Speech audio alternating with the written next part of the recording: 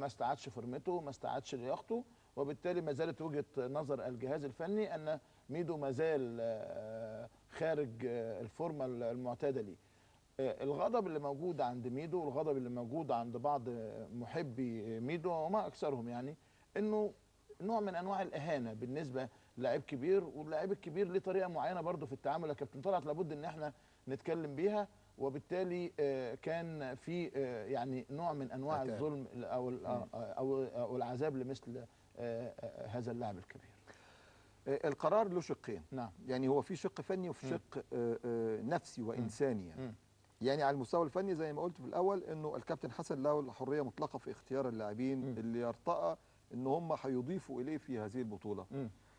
وانه شاف انه ميدو بقدراته البدنيه في الوقت الحاضر، وانا بحدد البدنيه في الوقت، لان انا ده تصوري الشخصي.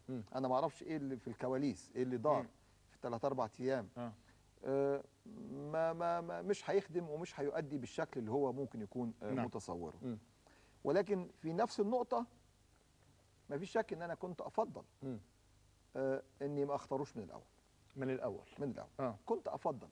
ولكن هذا لا يمنع ان المدير الفني له الحق في انه يستدعي ويستبعد. ما احنا مش مختلفين، يعني احنا مش مختلفين ان الاختيار والاستبعاد ده حق اصيل للمدير للجهاز الفني، بس ده ما عندناش خلاف عليه. طيب السؤال انه او التبرير الغير معلن، انت عارف حضرتك برضو ايه، الجهاز الفني احيانا بيلتزم الصمت واحيانا بتكون سنه حميده. يعني الغير معلن انه زايد حوالي 4 أو 5 كيلو، انه ما وصلش للياقته البدنيه المعتاده، وبالتالي من الافضل انه ما يجيش. واللي مكتوب النهارده في الاهرام اللي انا قريته يعني بتركيز شديد جدا، الزميل حسن خلف الله هو قريب الصله من الجهاز، انه ميدو ما ينفعش يبقى موجود على دكه البدلاء هناك، لو موجود على دكه البدلاء هيبقى محبط ومش هينفع، وبالتالي من الافضل انه ما يسافرش.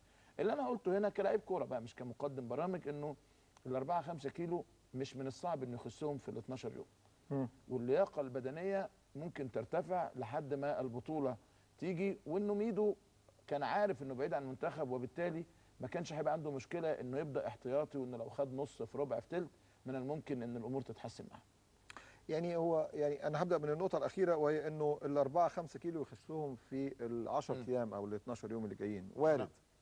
ولكن كابتن شوبير لو نزل ال4 كيلو في ال10 ايام الجايين دول هيأثر على قدراته فيما يخص الطاقه وقدرته على العطاء. هينزلهم.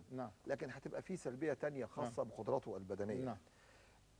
مش هي دي النقطه. لكن لو كابتن حسن مدرك لان هو زايد 4 5 كيلو من الاول ما كانش خده. بس يعني انا كنت افضل ريح نفسه. انا كنت افضل انه ما كانش يستدعي، كان ابتعد عن وجع الدماغ.